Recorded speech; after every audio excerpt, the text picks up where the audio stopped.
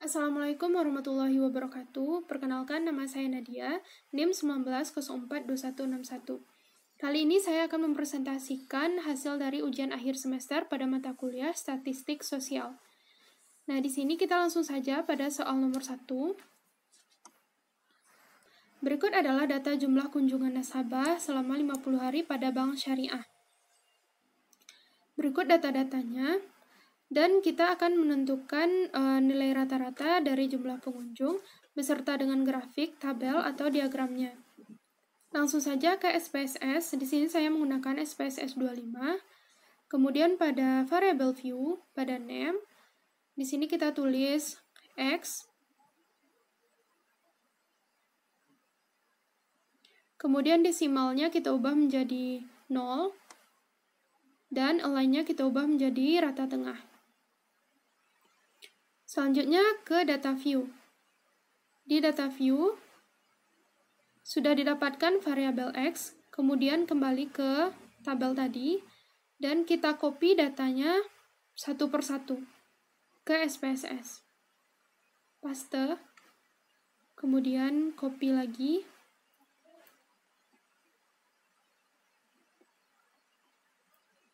Salin semua datanya hingga selesai.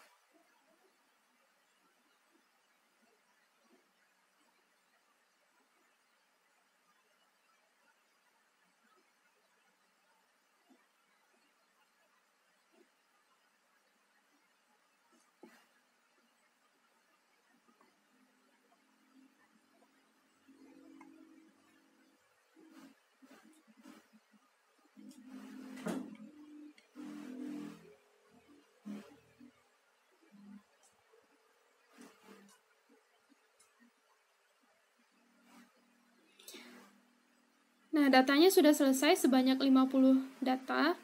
Kemudian pada Analyze, tekan deskriptif statistik dan frekuensi. Kemudian variabel X kita pindahkan ke kolom di sebelahnya. Kemudian ambil statistik dan centang min. Kemudian continue. Kemudian pada charts, kita juga akan memerlukan histogramnya. Kemudian show normal curve on histogram dan continue. Kemudian oke. Nah, di sini kita sudah dapatkan data-datanya. Kemudian kita akan lihat bahwa min atau nilai rata-ratanya adalah 61,80. Selanjutnya yaitu pada kita juga sudah mendapatkan grafik histogramnya. Nah, di sini kita temukan juga data bahwa ada sebanyak 50 data. Kemudian min-nya yaitu 61,8 atau nilai rata-ratanya adalah 61,8.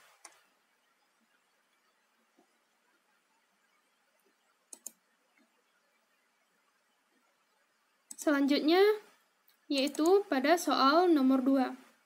Di sini kita akan menentukan hubungan antara kualitas pelayanan dan citra perusahaan terhadap loyalitas nasabah menggunakan teknik uji korelasi berganda dari data berikut ini. Di sini sudah ada data-datanya, kemudian juga sudah ada keterangan nilai signifikan C yang kecil dari 0,05 berarti berhubungan. Terdapat hubungan antara kualitas pelayanan dengan citra perusahaan. Kemudian nilai signifikansi besar dari 0,05 berarti tidak ada hubungan antara variabel X dengan Y. Kemudian untuk menghitung derajat hubungannya juga dapat kita tentukan nanti setelah datanya didapatkan. Nah, langsung saja ke SPSS.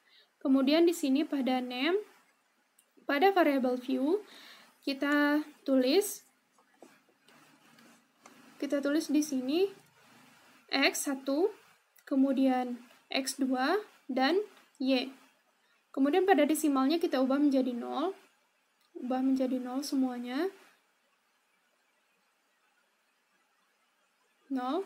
Kemudian pada ratanya kita ubah menjadi rata tengah saja.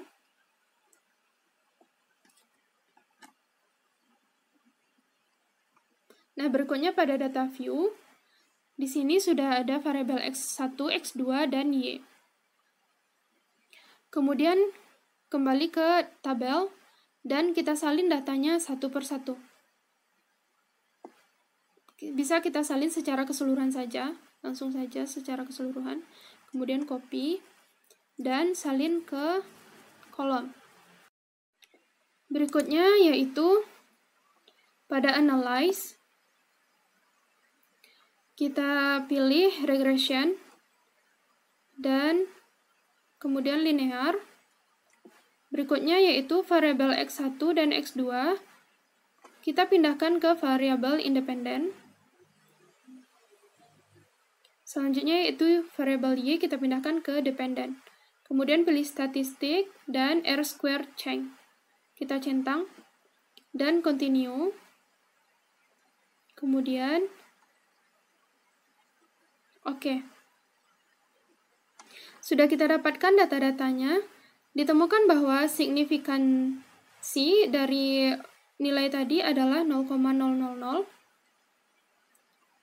Artinya yaitu ketika nilai 0,000 kecil dari 0,05, artinya terdapat hubungan antara variabel X1 dan X2 terhadap variabel Y. Kemudian untuk mencari derajat hubungannya, tadi kita temukan bahwa nilainya adalah 0,917. Kemudian kita lihat rentang pada derajat hubungan tadi pada data.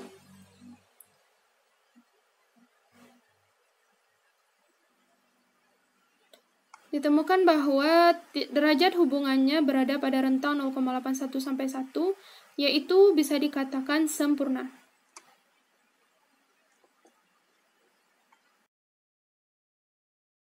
Berikutnya yaitu soal nomor 3, kita akan menentukan uji regresi linear sederhana dari data-data berikut, di mana kita akan mencari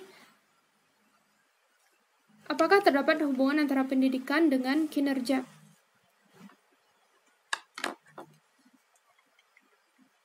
Nah, di sini kita akan ke SPSS. Kemudian pada variable view, name,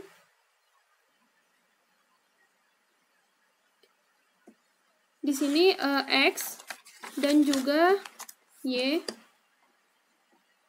Kemudian desimalnya kita ubah menjadi 0. Dan align-nya kita ubah menjadi rata tengah.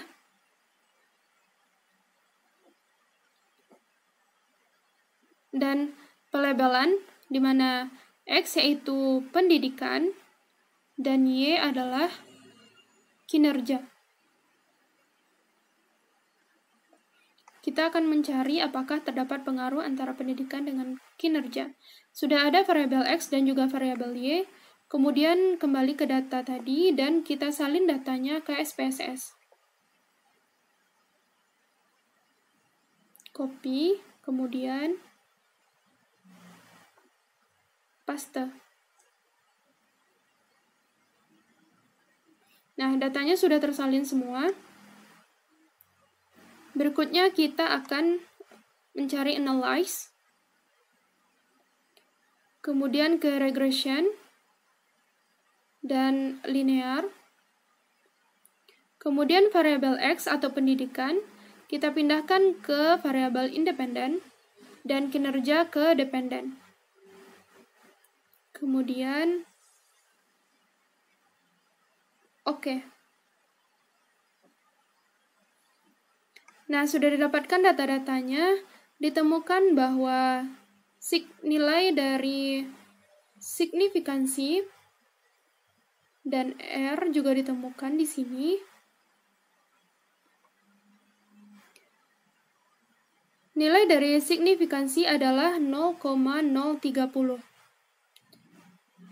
Atau pada koefisiennya yaitu 0,03. Nilai signifikansi. Kemudian kita akan mengetahui apakah terdapat pengaruh antara pendidikan dengan kinerja, yaitu bahwa 0,03 kecil daripada 0,05. Artinya bahwa terdapat hubungan yang erat, terdapat pengaruh antara pendidikan dengan kinerja. Selanjutnya yaitu pada soal nomor 4, kita akan menentukan uji regresi linear berganda dari data berikut, di mana kita akan mengetahui apakah terdapat hubungan antara variabel X dan variabel Y. Dengan menggunakan uji T, yaitu untuk mengetahui apakah salah satu dari variabel X berpengaruh terhadap variabel Y, dan T-tabel sudah ditemukan yaitu 2,262. Kemudian melalui uji F, yaitu apakah X1 dan X2 berhubungan dengan Y atau berpengaruh. Kemudian F-tabelnya didapatkan yaitu 4,10. Kemudian HO-nya atau hipotesis satunya yaitu terdapat pengaruh antara variabel X1 terhadap Y, dan hipotesis 2-nya terdapat pengaruh variabel X2 terhadap Y. Kemudian hipotesis 3-nya terdapat pengaruh simultan antara X1 dan X2 terhadap Y. Langsung saja ke data SPSS, aplikasi SPSS. Kita ke variabel view, kemudian name. Di sini kita tulis X1, X2, X3, Y. Kemudian desimalnya kita ubah menjadi 0. Dan labelnya yang X1 kita beri motivasi, kemudian X2-nya kontrol, dan Y-nya kinerja. Kita ubah menjadi rata tengah semua.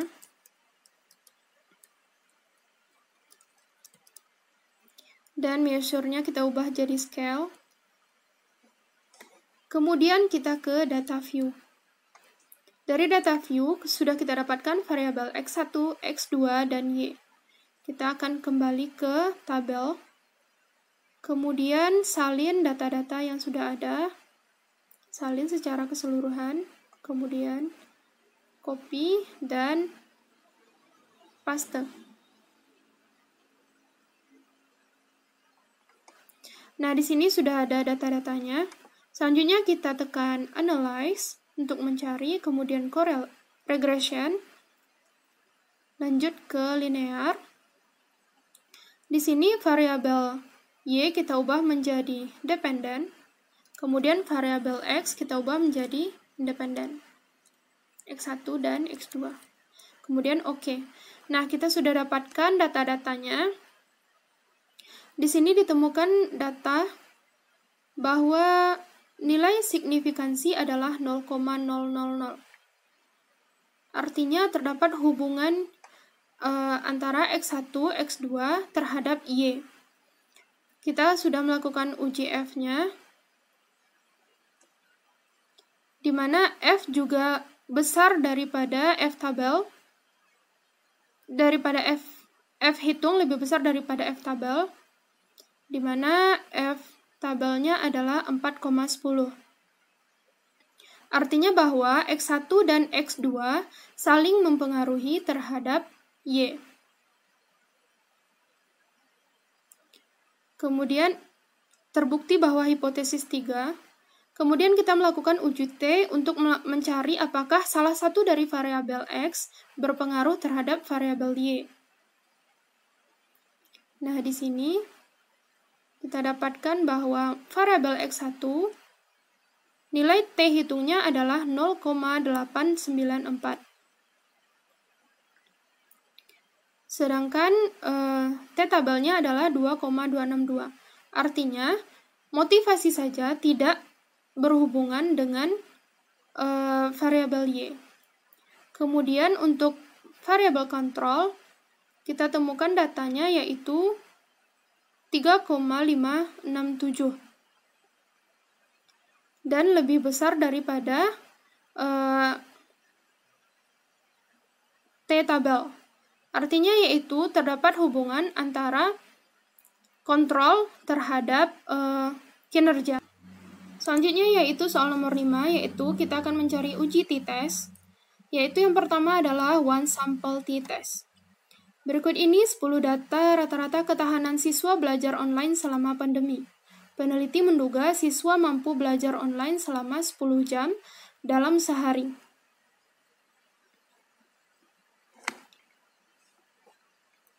Nah, berikut data-datanya, yaitu rata-rata kemampuan siswa dalam belajar.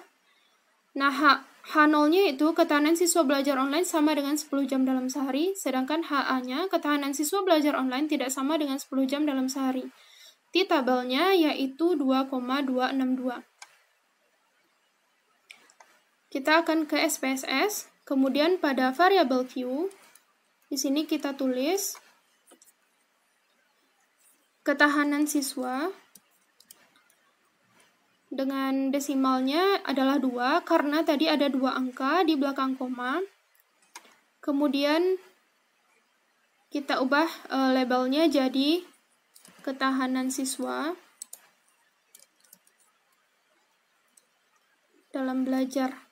Ketahanan siswa dalam belajar. Kemudian kembali ke data view.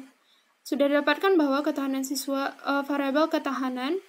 Kemudian kita copy data yang sudah ada pada tabel ke SPSS. Paste. Nah, sudah dapatkan data-datanya. Kemudian untuk mencari one sample t-test, kita tekan analyze. Kemudian ke compare means one sample t-test. Nah, di sini kita pindahkan variabelnya ke kolom yang di kanan, yaitu test variable. Kemudian, test values-nya kita masukkan 10, karena tadi sudah ada data 10 sebagai hipotesis awal, yaitu 10 jam. Kemudian, Nah, didapatkan datanya bahwa ditemukan signifikansi two-tiled yaitu 0,996. Artinya nilainya lebih besar dari 0,05. Bahwa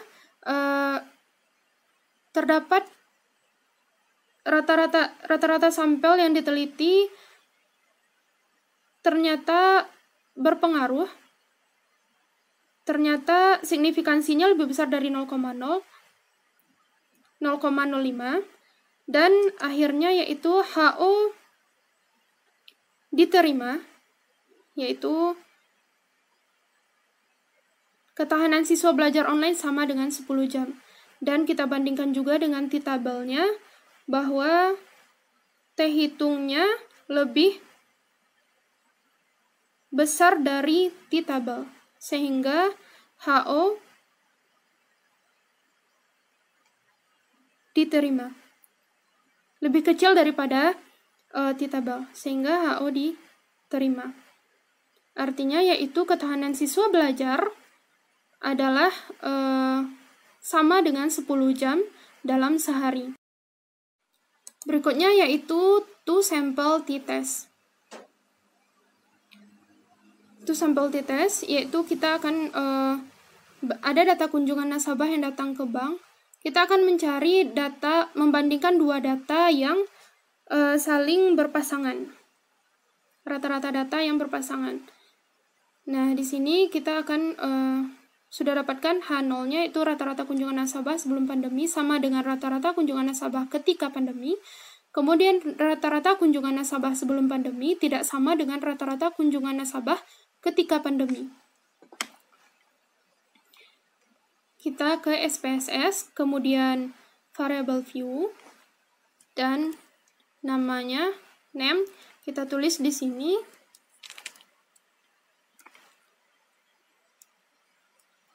Sebelum pandemi dan sesudah pandemi. Pada desimal kita ubah menjadi 0. Dan pada labelnya kita ubah secara lengkap, yaitu sebelum pandemi dan sesudah pandemi. Dan ratanya rata tengah. Kemudian ke data view. Sudah ada variabel sebelum dan sesudah.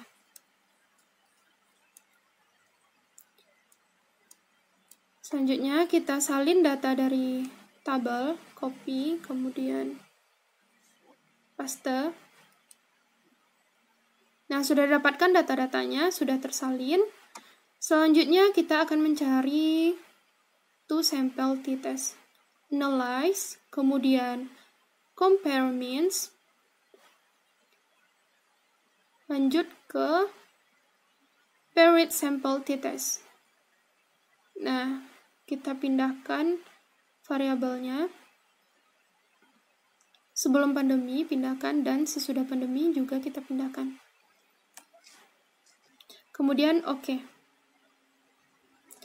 Nah, ditemukan data-datanya bahwa nilai dari signifikansi two-tiled yaitu 0,023, artinya yaitu 0,023 lebih kecil daripada 0,05, berarti bahwa terdapat hubungan yang terdapat perbedaan antara variabel X sebelum dan sesudah. Kita akan mencari uji chi-square, yaitu untuk mengetahui hubungan antara variabel yang terdapat pada baris dengan kolom. Hubungan di antara keduanya. Di sini kita dapatkan data antara jenis kelamin dan juga pekerjaan. Langsung ke SPSS, kemudian variable view. Name di sini kita ubah menjadi jenis kelamin atau JK. Kemudian kita ubah labelnya jadi jenis kelamin, dan pekerjaan kita juga ubah labelnya. Kemudian ke data view sudah ada variabel JK dan pekerjaan. Kemudian kita ke data tadi dan salin kode. Kita salin kodenya.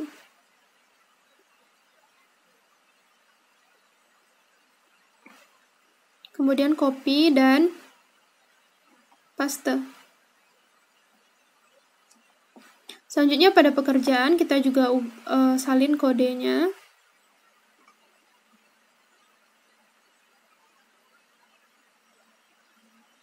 Copy dan paste. Nah, datanya sudah tersalin, kemudian kembali ke variable view. Di sini kita akan mengubah nilainya, value-nya, 1 untuk perempuan, kemudian kita tekan add, 2 untuk laki-laki, dan add, kemudian oke. Kemudian pada pekerjaan kita juga ubah value-nya, 1 untuk guru, kemudian add, kedua untuk polisi, add, dan yang ketiga untuk TNI, keempat untuk dosen, kemudian add, dan oke. Kemudian kembali ke data view, dan di sini sudah berubah data-datanya, kemudian ke analyze, kemudian descriptive statistic, dan cross tabs. Nah, di sini jenis kelamin kita pindahkan ke kolom row, dan pekerjaan kita pindahkan ke kolom. Kemudian statistik centang chi-square. Kemudian continue dan oke. Nah, sudah ditemukan data-datanya bahwa persen chi-square yaitu 0,541. Artinya tidak terdapat hubungan antara jenis kelamin dengan pekerjaan, yaitu 0,541 ini lebih besar daripada 0,05. Artinya tidak ada hubungan antara jenis kelamin dan juga pekerjaan.